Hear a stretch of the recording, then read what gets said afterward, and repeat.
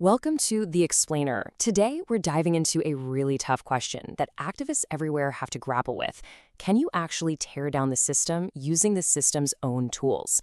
We're going to be looking at what's called the activist dilemma, and it's a huge challenge for grassroots movements all over the world. So this is it. This is the heart of the whole thing. It's a question that gets debated everywhere, from protest lines to boardrooms. And for so many activists, especially trans organizers in the Global South, this is not some abstract philosophical idea. Nope, it's a real-world, high-stakes choice they have to make every single day just to survive and fight for justice. Okay, so to really get a handle on the choices these organizers are facing, we've got to rewind the clock a little bit, back to the 1990s. This was when one particular type of organization just exploded onto the scene, the non-governmental organization, the NGO. And this whole process, it actually has a name: NGOization. Now, on the surface, it seems totally logical, right? Social movements need money to operate, to keep the lights on. But taking on this formal structure to get that funding, well, it can be a real double-edged sword.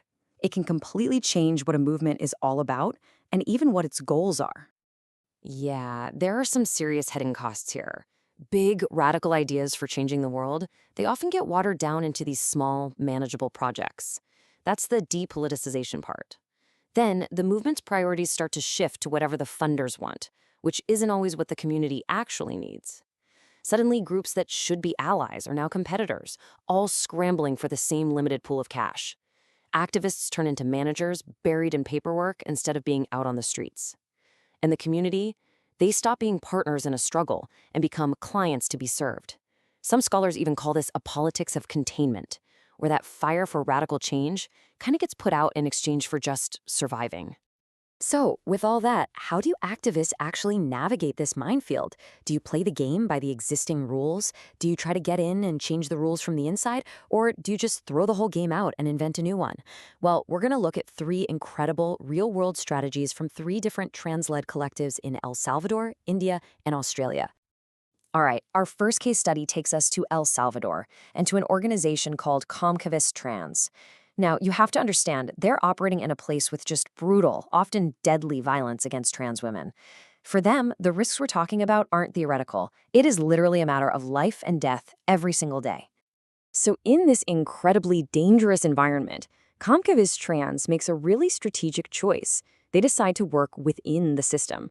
They learn to speak the language of international human rights fluently, and they partner with huge, powerful institutions like the UN.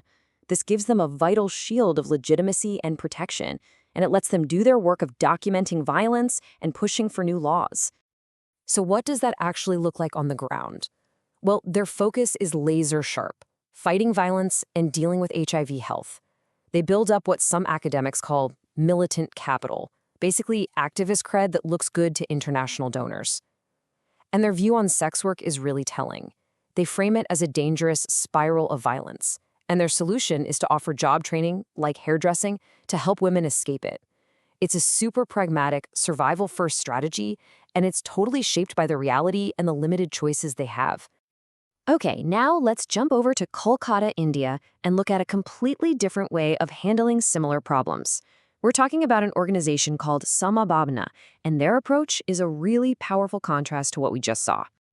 This right here shows the massive difference between them. Where Comcavist Trans sees sex work as violence to be escaped, Samabhavona defines it as labor that needs protection. See the shift? They're not trying to save people from sex work. They're fighting for the dignity and rights of sex workers. This one single distinction just opens up two entirely different ways of seeing the world. For Samabhavona, you just can't separate trans rights from the local realities of caste, class, and labor. Sure, they take some international money, but they absolutely refuse to let the logic of donors erase the lived experiences of their community, which includes the bustling street economies of Kolkata. Their whole approach is what you'd call deeply intersectional. They totally reject this idea that there's a respectable trans person on one hand and a transsex worker on the other. They even use local languages like Hijra Farsi as a form of cultural resistance.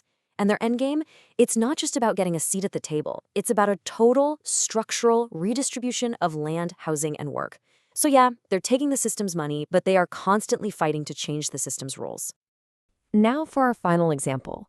We're heading to Australia, where the Young Amini Collective is forging a third and pretty radical path. They're working almost entirely outside of the traditional NGO system.